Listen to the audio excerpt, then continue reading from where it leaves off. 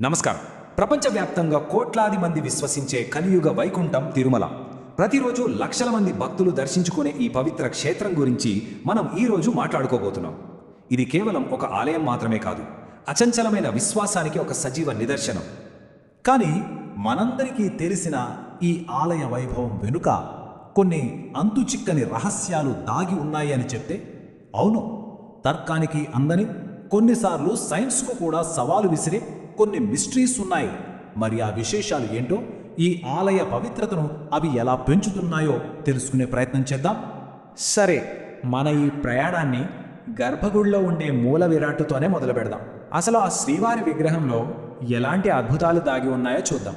చూడ్డానికి అది ఒక నల్లని శిలలా కనిపించినా దానిలో జీవం ఉందేమో అనిపించే కొన్ని వింతలున్నాయి. వాటి గురించే ఇప్పుడు తెలుసుకుందాం. ఇక్కడ మొదటి రహస్యమే భక్తికి సైన్స్కి మధ్య ఒక పెద్ద ప్రశ్న నిలబడుతుంది.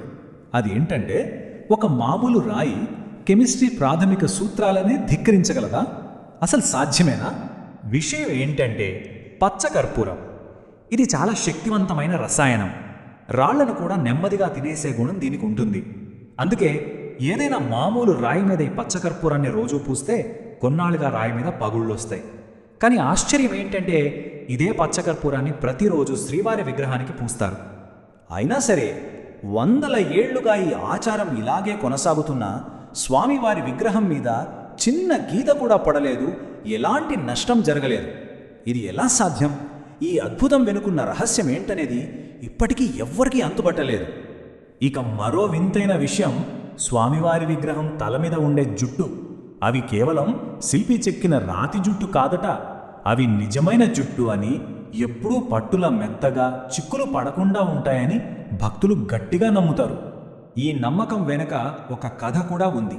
ఒకసారి అనుకోకుండా జరిగిన ప్రమాదంలో స్వామివారి జుట్టులో కొంత భాగం ఊడిపోతే నీలాదేవి అనే ఒక భక్తురాలు తన జుట్టుని కోసి స్వామికి సమర్పించిందట. అందుకే స్వామి తనకి తలనీలాలు సమర్పించే భక్తులని అనుగ్రహిస్తారని అంటారు. ఈ నమ్మకంతోనే కదా ఇప్పటికీ భక్తులు తలనీలాలు సమర్పిస్తారు. సరే, ఈ అద్భుతాలు జుట్టుతోనే అయిపోలేదు. ఇంకోటి ఉంది. అదేంటంటే, స్వామివారి విగ్రహం వెనక భాగం ఎప్పుడు తడిగా చెమ్మగా ఉంటుంది. అర్చకులు ఎన్నిసార్లు తుడిచినా సరే మళ్ళీ ఆ తేమ వచ్చేస్తుంది. అది ఎలా వస్తుందో ఎవరికీ తెలియదు. అంతకన్నా ఆశ్చర్యకరమైన విషయం ఏంటో తెలుసా? ఆ విగ్రహం వెనక భాగంలో చెవి పెట్టి వింటే సముద్రపు అలల శబ్దం వినిపిస్తుందని అక్కడ పూజారులు చెప్తారు.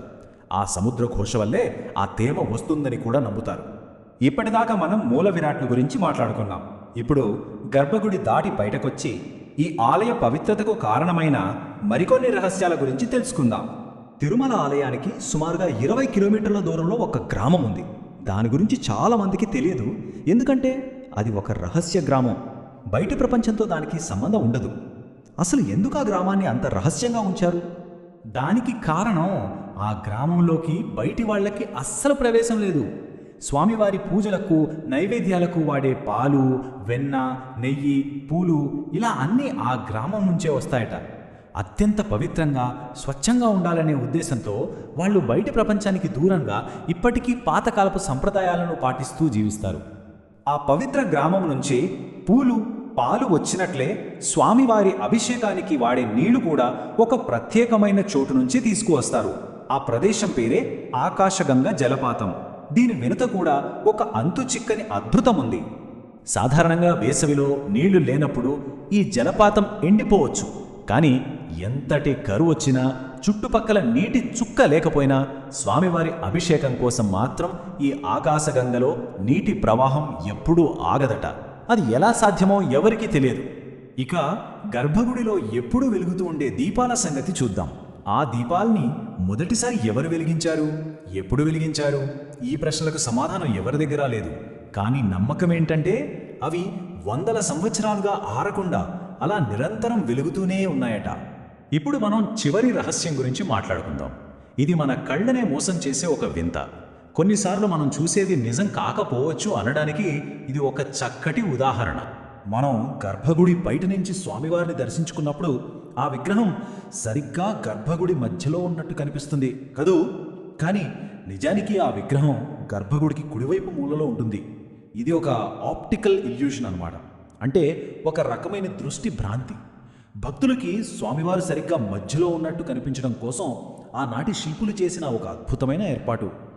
ఈ ఒక్క విషయం తిరుమల గురించి ఒక ముఖ్యమైన సత్యాన్ని చెప్తుంది. అదేంటంటే మనం కళ్ళతో చూసేదే నిజం కాదు. భౌతిక రూపానికి ఆవల విశ్వాసంతో మాత్రమే అర్థం చేసుకోగలిగే ఎన్నో ఆధ్యాత్మిక రహస్యాలు ఈ పుణ్యక్షేత్రంలో దాగి ఉన్నాయి. సరే, ఈ విషయాలన్నీ తెలుసుకున్న తర్వాత ఒక్క ప్రశ్న మిగిలిపోతోంది. తిరుమల లాగే మన చుట్టూ ఉన్న ఇంకా ఎన్నో పవిత్ర స్థలాల్లో మన కంటికి కనిపించకుండా మన ఆలోచనలకి అందని రహస్యాలు ఇంకెన్ని ఉన్నాయో కదా. ఒక్కసారి ఆలోచించాల్సిన విషయమే.